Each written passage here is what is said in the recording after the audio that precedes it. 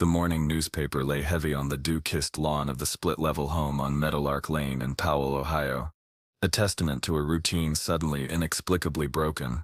This undisturbed detail, small in itself, was the first quiet sign that something was profoundly wrong. Monday morning had begun like any other in this affluent suburb north of Columbus. Children were catching buses, commuters were heading south on High Street towards the city, and the rhythm of daily life was predictable and steady. But by midday, a subtle unease began to settle over the household at number 47 Meadowlark Lane. Sarah Jenkins, 42 years old, a devoted mother and wife, had not shown up for her shift at the local library. Calls to her cell phone went unanswered. Her husband, Tom Jenkins, a veteran detective with the Powell Police Department, initially assumed she was running late or had a simple scheduling mix-up. He was accustomed to her reliable nature, however, and by the afternoon a cold knot of worry began to form. Their 17-year-old son, Ethan, returned from school to an empty house, finding his mother's car still in the driveway. He tried calling her himself, with the same result. The dinner hour passed. Tom finished his shift and returned home, finding the situation unchanged. Sarah was not the type to leave without a word, not even for a few hours. Her car remained. Her purse was inside the house where she usually left it. The normalcy of their home felt subtly wrong, a stage set for a scene that refused to play out. By late Monday evening, Tom had contacted neighbors, friends, and Sarah's colleagues. No one had seen or heard from her since Sunday night. The police department, his own department, was notified. A missing person report was filed, albeit informally at first given Tom's position. The initial assumption leaned towards her possibly being upset about something and needing time alone, though this contradicted everything Tom knew about his wife. Investigators, many of whom knew Tom well, began preliminary checks. Local hospitals, known associates outside the immediate family, all yielded nothing. As the hours ticked past midnight, the silence from Sarah became more ominous. The porch light, which she habitually turned off before bed, remained on, cutting a sharp cone of light into the dark night. Tuesday morning arrived. The sun rose over Meadowlark Lane, illuminating the quiet street and the house where the newspaper lay untouched.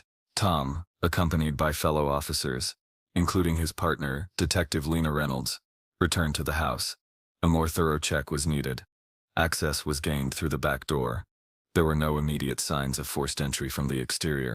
The house was quiet, too quiet. Each room was cleared methodically. Up the stairs, into the master bedroom. The scene inside was visually unremarkable at first glance. A typical suburban bedroom, neatly kept. Then, the focus narrowed. On the floor, partially obscured, was Sarah Jenkins. She was clearly deceased. The air in the room felt heavy, the quietness now absolute and horrifying. The initial missing person inquiry had instantly transformed into a death investigation. The familiar world of Meadowlark Lane, of school runs, and quiet evenings, had violently intersected with the grim reality Tom Jenkins faced daily as a detective. Only this time, the victim was his wife, and the crime scene was his home. The discovery was made at approximately 8:17 a.m. on Tuesday, October. The precise time would become a critical point of reference. The house at 14-7 Meadowlark Lane was immediately cordoned off with yellow crime tape, a stark, bright line against the green lawn and the ordinary houses surrounding it. Uniformed officers secured the perimeter, directing curious neighbors and media away. The atmosphere shifted from quiet suburban street to controlled investigation zone. Detectives and forensic personnel from the Ohio Bureau of Criminal Investigation, BCI, requested by the Powell Police Department to ensure objectivity given the victim was the wife of one of their own, arrived on the scene. The initial assessment of the bedroom where Sarah Jenkins was found was meticulous and slow. The room appeared largely undisturbed, lacking the signs of a violent struggle or ransacking typical of a burglary gone wrong. This detail was noted immediately. The state of the victim's body suggested she had been deceased for some time. Paramedics who were called to the scene confirmed there were no signs of life, and made preliminary observations about the apparent injuries and condition. These observations, while clinical, pointed towards a violent end. Detective Tom Jenkins was present during this initial phase, though kept separate from the immediate processing of the scene.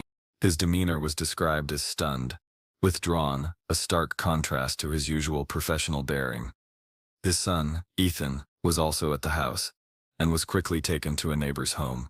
shielded from the unfolding horror and the sight of the investigators moving through his house. Detective Lena Reynolds, Tom's partner, remained near him, offering quiet support while maintaining her professional role, observing the scene from a distance permitted by the lead BCI investigators. Initial forensic work began inside the bedroom. Photographs were taken from multiple angles. The position of the body, the state of clothing, visible injuries. Every detail was documented before anything was touched. Evidence markers were placed near items of interest. A preliminary search for obvious weapons or significant traces was conducted. The focus was on preserving the scene exactly as it was found to ensure no evidence was lost or contaminated. The lack of external forced entry remained a puzzling factor in the early stages.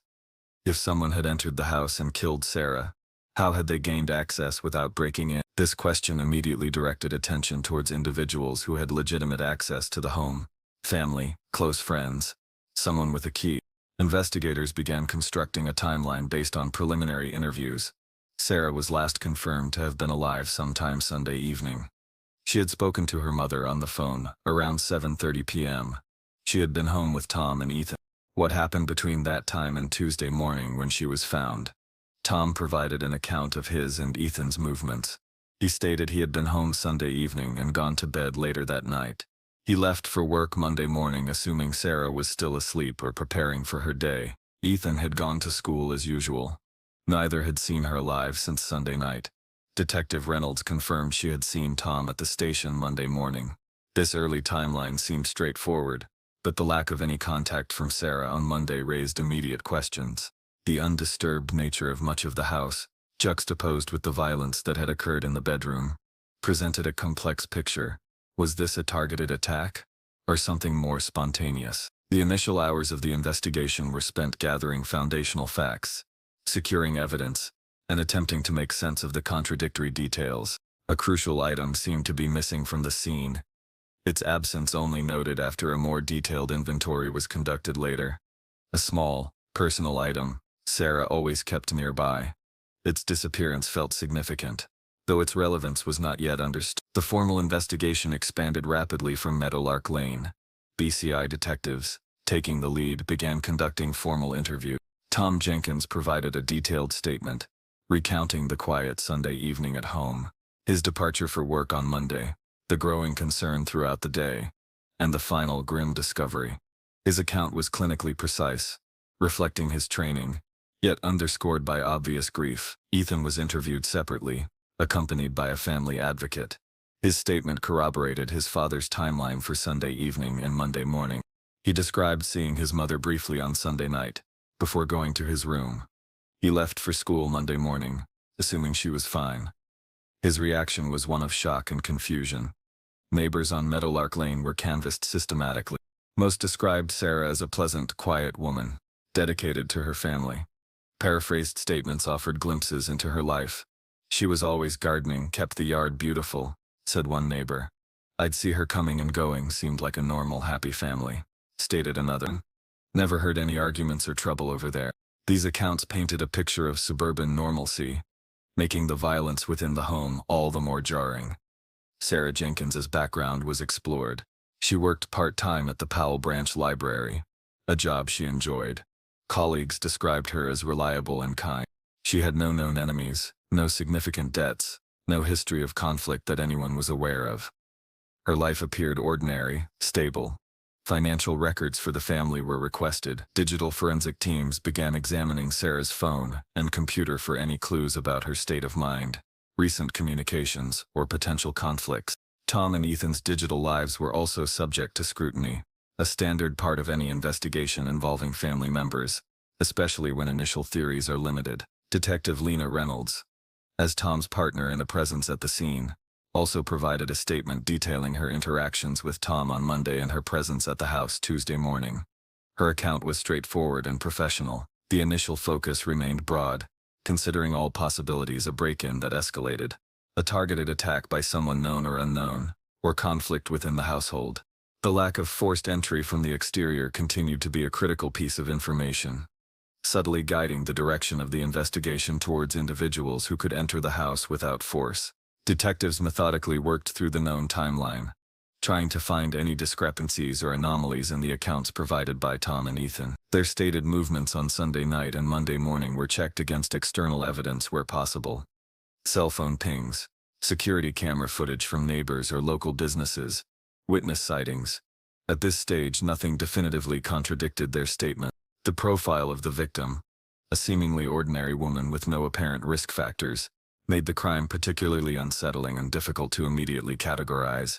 The missing personal item from the bedroom remained a curious detail, logged in the evidence report, its potential significance awaiting further analysis. The initial phase of the investigation concluded with no clear suspect, only questions about access to the home and the missing hours between Sunday evening and Tuesday morning. The carefully constructed image of the normal family on Meadowlark Lane began to show the first hairline fractures under the intense scrutiny of the BC. The investigation deepened, focusing intently on the narrow time frame between Sunday evening and Tuesday morning. Digital forensics began yielding results. Analysis of Sarah's devices provided no immediate red flags, no frantic calls for help, no suspicious communication. Her last text message exchange on Sunday evening was with her sister, discussing mundane family plans. Tom's digital footprint also appeared consistent with his statements, showing communication related to his work and routine activities. However, the examination of Ethan's digital life presented a different picture. Among the typical teenager communication, friends, school, social media, investigators discovered a series of text messages and calls that stood out. These communications were with Detective Lena Reynolds, his father's partner.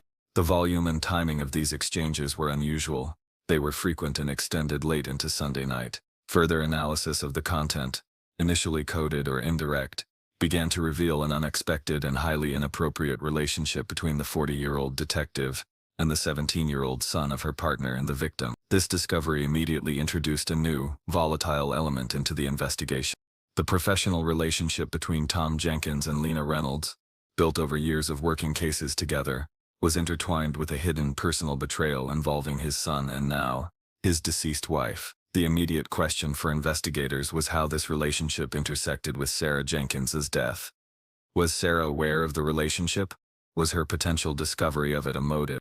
Or was the relationship merely a complex and damaging complication for the involved parties, separate from the crime itself? The timeline became even more crucial. The last confirmed contact between Lena Reynolds and Ethan occurred late Sunday night, hours before Sarah was found dead. Investigators discreetly began to examine Reynolds' movements and statements for Sunday night and Monday morning, comparing them against available external evidence, cell phone pings, potential sightings. Her initial statement, given when she was primarily assisting her partner during a missing person case, was now reviewed with the knowledge of this hidden relationship. Discrepancies, small but significant, began to emerge regarding her exact whereabouts during critical hours. Simultaneously, the preliminary autopsy report provided more specific details about the time and manner of Sarah's death. It estimated her death occurred sometime late Sunday night or early Monday morning. This timing aligned disturbingly with the last known communications between Reynolds and Ethan. The possibility of the relationship providing motive or opportunity, or both, became a central theory, adding a layer of personal drama and conflict that was absent in the initial assessment of a quiet, stable family life. The internal dynamics within the Powell Police Department shifted dramatically as the lead investigators from BCI shared their findings regarding Reynolds and Ethan, a fellow officer, now a potential suspect in a case involving the wife of her partner. The revelation sent shockwaves. The investigation, which had initially treated Tom Jenkins, Ethan, and Lena Reynolds as witnesses or grieving associates, now viewed them through a lens of potential involvement and conflict. The discovery of the illicit relationship dramatically accelerated the pace of the investigation and shifted its focus towards the complex and potentially deadly entanglements hidden beneath the surface of suburban life. This new information was guarded closely, not yet released publicly, as investigators worked to build a more concrete link between the relationship and Sarah's death. With the revelation of the relationship between Detective Lena Reynolds and Ethan Jenkins, the investigation gained a sharp and unsettling focus. The digital evidence confirmed the depth and nature of the relationship, showing communication that was explicit and planning clandestine meetings. Text messages recovered from Ethan's phone, some deleted but forensically recovered, painted a clear picture. One exchange from late Sunday night, hours before Sarah was estimated to have died, read, Paraphrased, can't wait. Make sure he's asleep. And she can't find out. The he was presumed to be Tom. The she, Sarah. This communication, timed so closely to Sarah's death, was compelling. Investigators theorized that Sarah may have discovered the relationship or been on the verge of discovering it. This provided a potential powerful motive, silencing her to protect the secret and the relationship, or perhaps a confrontation about it escalating fatally. Forensic analysis of the crime scene was revisited with this new information in mind. Were there signs of entry by someone who was expected, someone with a key, or someone who knew the house's layout intimately? The lack of forced external entry now made chilling sense. Further forensic testing was prioritized. Analysis of fibers found on the victim's clothing and in the bedroom yielded results. Fibers were found that were not consistent with items typically found in the Jenkins household, but were consistent with the type of material often found in police uniforms or specific civilian clothing worn by Lena Reynolds. Trace DNA evidence was also meticulously re-examined. A small amount of DNA, not belonging to Sarah or Tom, was found under the victim's fingernails, suggesting a struggle. Preliminary analysis of this trace DNA indicated it was male. Was it Ethan or someone else's? Simultaneously, investigators revisited security camera footage from houses near both the Jenkins residence on Meadowlark Lane and Lena Reynolds' own residence in a neighboring town. Footage from a neighbor's camera, while not capturing the Jenkins front door directly, showed a vehicle consistent with Lena Reynolds' personal car driving down Meadowlark Lane late Sunday night, and again early Monday morning. This contradicted her initial statement about being home after a certain time Sunday night. The timeline of events was now being painstakingly reconstructed, incorporating the newly discovered relationship and the accelerating forensic findings. The picture emerging suggested Lena Reynolds may have been at the Jenkins house late Sunday night. If she was there, was Ethan involved in her presence or in what transpired? The relationship provided opportunity, motive, and a potential pathway for access to the house without force. The previously puzzling crime scene began to yield its secrets when viewed through the lens of this illicit connection. The missing personal item, initially just a curious detail, was now seen as potentially removed by the perpetrator.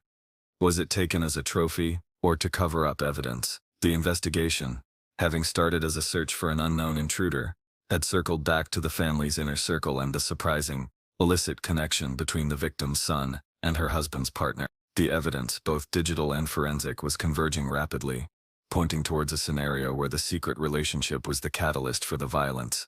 The legal implications for both Lena Reynolds and Ethan Jenkins became increasingly severe as investigators worked to solidify the evidence connecting them to Sarah Jenkins's death. The quiet suburban street of Meadowlark Lane was no longer just the scene of a tragedy. It was the center of a brewing scandal and a complex criminal conspiracy. With the converging evidence of the relationship between Detective Lena Reynolds and Ethan Jenkins, coupled with the forensic links and timeline discrepancies, the investigation entered a new, high-stakes phase. The focus shifted definitively from identifying an unknown perpetrator to building a case against individuals within the immediate circle of the victim's family and her husband's professional life. BCI investigators, working closely with the Delaware County Prosecutor's Office, began the process of securing warrants. Search warrants were executed at Lena Reynolds' residence and on her personal vehicle. Detectives meticulously searched for anything that could link her to the crime scene on Meadowlark Lane, clothing worn that night, the missing personal item belonging to Sarah, or any further digital evidence on her devices that might have been overlooked or recently deleted. Similarly, a search warrant was executed for Ethan Jenkins' bedroom and personal belongings at the Meadowlark Lane home.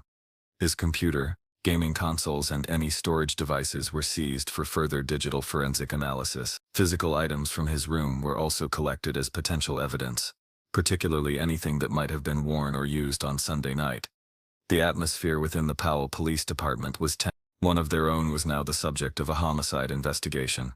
Detective Tom Jenkins, having lost his wife and now facing the reality of his son and partner being implicated in her death, was placed on administrative leave. He cooperated with investigators, though the emotional toll was visibly profound. The contrast between his public life as a respected police officer and the private devastation and betrayal he was experiencing was stark.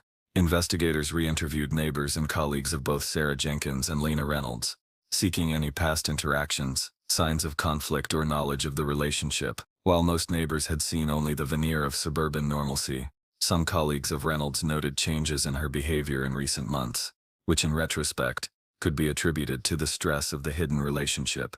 The legal strategy began to take shape. The evidence suggested a potential conspiracy or joint act between Reynolds and Ethan, or perhaps one acting with the knowledge or assistance of the other. The motive appeared increasingly centered on preventing Sarah from exposing the relationship. The timeline placed Reynolds and Ethan in communication just hours before Sarah's estimated time of death. The presence of Reynolds' vehicle near the home, the consistent fibers, the male DNA under Sarah's fingernails, the circumstantial evidence was mounting. Investigators focused on strengthening the links, identifying who might have been the primary actor or if they were both physically present and involved in the death. The missing personal item belonging to Sarah remained unrecovered during the initial searches, adding another layer of mystery and potential evidence if it were ever found in the possession of a suspect. The prosecution team reviewed the mounting evidence, preparing for the possibility of seeking indictments. The decision on whether to charge Reynolds and Ethan, and what specific charges to pursue each, murder, complicity, manslaughter, hinged on the strength of the gathered evidence, and the narrative the state could present.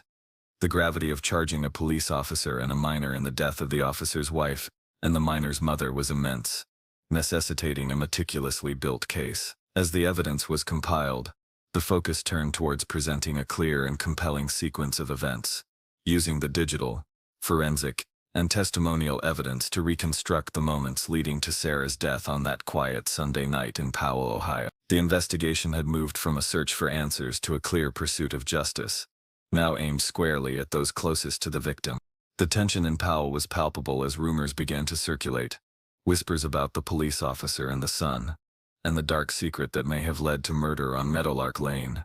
The extensive evidence gathered during the investigation was presented to a grand jury in Delaware County. The grand jury heard testimony detailing the relationship between Detective Lena Reynolds and Ethan Jenkins, the communications between them on the night Sarah Jenkins was estimated to have died, the security camera footage placing Reynolds' vehicle near the Meadowlark Lane home, the discovery of fibers consistent with Reynolds' clothing at the crime scene, and the preliminary findings regarding trace DNA. The autopsy findings were also presented, outlining the specific injuries sustained by Sarah Jenkins, which indicated a violent assault, and narrowing the estimated time of death to between late Sunday night and early Monday morning. The grand jury returned indictments against both Lena Reynolds and Ethan Jenkins. Lena Reynolds was charged with aggravated murder and tampering with evidence. The missing personal item was still unaccounted for. Ethan Jenkins, due to his age at the time of the crime, was charged as a serious youthful offender with complicity to aggravated murder and tampering with evidence. The charges sent a ripple of shock through the community of Powell and the wider law enforcement fraternity in Central Ohio. The quiet suburban tragedy on Meadowlark Lane had become a public spectacle involving betrayal, an inappropriate relationship, and the alleged killing of a wife and mother by her husband's partner and her own son. Lena Reynolds was taken into custody, the process carried out by BCI agents rather than her former colleagues. She was booked into the Delaware County Jail. Ethan Jenkins was also taken into custody, his case handled through the juvenile court system initially, pending the serious youthful offender proceedings. Both entered pleas of not guilty. The mugshots released captured the stark reality of their new status, no longer detective and son, but defendants accused of a capital crime. During pretrial hearings, details of the prosecution's case became more public. The text messages between Reynolds and Ethan were revealed, including the "she can't find out" exchange. The theory presented was that Sarah Jenkins had discovered the relationship, or was about to, and her death was a direct result of this discovery. The tampering with evidence charge related specifically to the missing item, which the prosecution alleged was removed to hide evidence of the crime or connection to the perpetrator. The defense strategies began to emerge. Reynolds' defense argued that while the relationship was inappropriate, she was not involved in Sarah's death and had an alibi for part of the critical time frame, claiming the vehicle sighting was circumstantial or misinterpreted. Ethan's defense focused on his age and potential coercion, arguing he was unduly influenced by the older woman, or that he was not present during the actual act of killing, but perhaps arrived afterward or was involved in covering it up. The trace male DNA found under Sarah's fingernails became a key piece of evidence. If it matched Ethan, it would place him directly in physical contact with his mother during the struggle. If it matched someone else, it would complicate the case. Further analysis was ordered, The quiet devastation on Meadowlark Lane was now the subject of intense legal maneuvering and public scrutiny. The Jenkins home, the scene of the crime, remained sealed for a period, a silent monument to the violence that had occurred within its walls. The ordinary life of Sarah Jenkins was dissected in court documents and public reports, reduced to evidence points in a criminal case. The human element, the wife, mother, library worker, was often overshadowed by the sensational nature of the alleged perpetrators and their motive. As the case moved towards trial, the anticipation in Powell grew. The community, once defined by its quiet normalcy, was now grappling with the grim reality of a crime that had struck at the heart of a family and exposed uncomfortable truths about hidden lives. The case against Lena Reynolds and Ethan Jenkins moved towards trial, a complex legal process involving separate proceedings for the adult defendant and the serious youthful offender. The prosecution aimed to prove that Sarah Jenkins was murdered because she discovered, or was about to discover, the illicit relationship between her son and her husband's police partner. The evidence presented was largely circumstantial but interconnected. The digital communications plotting clandestine meetings and expressing fear of discovery, the vehicle sighting near the Jenkins home late Sunday night, the fibers consistent with Reynolds' clothing found at the scene, the estimated time of death aligning with the window of opportunity, and the missing personal item. The trace male DNA found under Sarah's fingernails underwent further testing. The results confirmed it belonged to Ethan Jenkins. This was a critical piece of evidence placing Ethan in physical contact with his mother during a struggle, corroborating the prosecution's theory that she resisted her attackers. Ethan's defense argued the DNA could be explained by innocent contact earlier that evening, or prior, attempting to cast doubt on its timing and significance in the context of a struggle. Reynolds' defense maintained she was not present during the homicide. They challenged the vehicle sighting, suggesting other similar vehicles used the road. They questioned the fiber analysis, arguing the type of fiber was common and could have been transferred innocently through Tom Jenkins, who worked closely with Reynolds. They presented witnesses who testified to Reynolds' character as a dedicated officer. The courtroom proceedings were attended by members of the Powell community and media. Tom Jenkins was present, a somber figure watching the legal process unfold against his partner and his son. The testimony was detailed and often clinical, focusing on forensic evidence, digital trails, and timelines. A digital forensic expert testified about the recovered text messages, explaining the technical process and presenting the content of the conversation. The medical examiner provided detailed testimony about Sarah's injuries and the cause of death, painting a grim picture of the violence. Detectives from BCI recounted the steps of their investigation, the discovery of the relationship, and the collection of evidence from the scene and the defendant's homes. Paraphrased excerpts from these testimonies were impactful. The pattern of injury indicated significant force, the medical examiner stated. A BCI detective read, "Text message from Reynolds to Ethan at 10:47 p.m. Sunday night. She's still awake." Reply from Ethan at 10:51 p.m. "Almost asleep, I think. Soon." These details, presented formally in court, brought the alleged plot into chilling focus. The prosecution argued that Reynolds entered the house late Sunday night with Ethan's knowledge or assistance, confronted Sarah, and killed her, possibly with Ethan's direct involvement in the struggle or subsequent cover-up. The missing item, they argued, was taken as a deliberate act of concealment or control. The defense highlighted the lack of a direct witness to the killing and argued the evidence could be interpreted in ways that did not definitively prove guilt beyond a reasonable doubt. They suggested alternative scenarios or questioned the thoroughness of the investigation in excluding other possibilities. The trial was a slow, methodical process, each piece of evidence examined and challenged. The contrast between the clinical presentation of facts in the courtroom and the profound human tragedy they represented was palpable. The proceedings aimed to establish legal truth from the fragments of lives shattered by a hidden relationship and the violence it allegedly triggered. The outcome hinged on the jury's interpretation of the interconnected circumstantial evidence and the credibility of the witnesses and experts. As the presentation of evidence neared its end, the tension in the courtroom escalated, poised for the final arguments and the jury's deliberation. The trial reached its critical phase with closing arguments. The prosecution meticulously wove together the threads of the case. The inappropriate relationship as the compelling motive. The timeline of communications and movements placing Lena Reynolds near the Jenkins home during the estimated time of death. Ethan's DNA under his mother's fingernails, indicating his physical involvement in a struggle. The consistency of fibers found at the scene with Reynolds' clothing. And the disappearance of the specific personal item belonging to Sarah.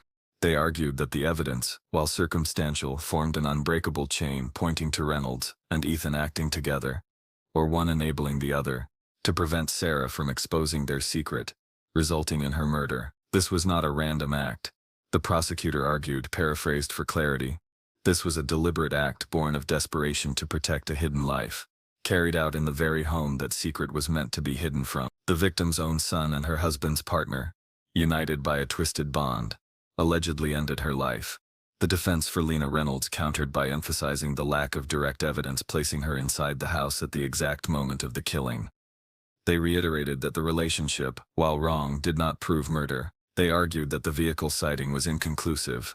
The fibers could be explained by secondary transfer through Tom, and that Ethan's DNA could have been present from innocent contact. They suggested the possibility of another assailant who entered the house unexpectedly, perhaps someone Sarah knew, or even a burglary that went wrong, and that the focus on Reynolds and Ethan was a result of tunnel vision by investigators after discovering the relationship.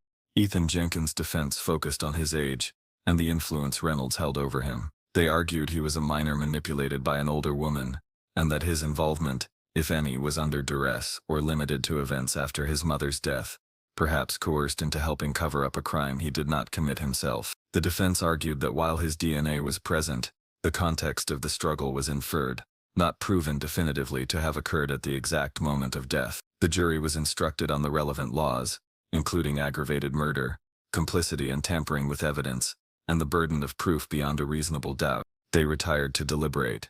The weight of the evidence, the emotional nature of the betrayal at the heart of the case, and the complexities of the timeline and forensic details made the jury's task challenging. Hours turned into a day, then two. The wait for the verdict was agonizing for all involved. Family members of Sarah Jenkins, colleagues from the Powell Police Department, and the defendants' families waited anxiously. The courtroom packed during the trial was hushed as rumors circulated about the progress of deliberations. The verdict was eventually reached. Lena Reynolds was found guilty of aggravated murder and tampering with evidence. Ethan Jenkins was found guilty of complicity to aggravated murder and tampering with evidence. The reading of the verdict was met with visible reactions from those in the courtroom. Quiet sobs from one side, stoic silence from the other. The legal process, set in motion by the discovery on Meadowlark Lane months earlier, had reached its conclusion. Sentencing followed. Lena Reynolds received a sentence of life in prison with the possibility of parole after 20 years for aggravated murder, plus an additional term for tampering with evidence. Ethan Jenkins, sentenced as a serious youthful offender, received a blended sentence, a juvenile sentence that could potentially lead to release at age 21, or if he failed to comply with the terms of the juvenile disposition or committed further offenses, the adult portion of his sentence, life in prison with parole eligibility after would be imposed. The sentences solidified the legal outcome of the crime. Lena Reynolds, a former police detective, and Ethan Jenkins, a young man whose life was forever altered, were convicted for their roles in the death of Sarah Jenkins. The legal battle was over, but the human cost remained, a grim shadow cast over the once quiet street in Powell, Ohio. In the years following the trial, the house on Meadowlark Lane where Sarah Jenkins was killed stood for a time as a silent monument to the crime. Eventually, it was sold. New occupants moved in, but the history of the address lingered in the quiet conversations of the neighborhood. Detective Tom Jenkins retired from the Powell Police Department. The betrayal by his partner and son, the loss of his wife, the layers of devastation were profound and irreversible. He largely withdrew from public life, the very fabric of his family and professional world having been irreparably torn apart. Lena Reynolds began serving her sentence in state prison. Her career in law enforcement, built over years, ended in disgrace and conviction. Ethan Jenkins entered the correctional system, his youth spent navigating the consequences of his actions and the blended sentence that held the threat of a lifetime in prison. His future remained uncertain, contingent on his behavior and the decisions of the courts. The personal item belonging to Sarah Jenkins that went missing from the crime scene was never recovered. Its disappearance remained a small, unresolved detail in the otherwise concluded legal case, a reminder that not every question is answered. Even after a conviction, the community of Powell, Ohio slowly absorbed the shock. The crime on Meadowlark Lane became a part of local history, a dark chapter that stood in stark contrast to the town's reputation for safety and normalcy. For those who knew Sarah, the memory of her life persisted beyond the details of her death and the scandal that surrounded it. She was remembered as a kind woman, a loving mother, a quiet presence in the library.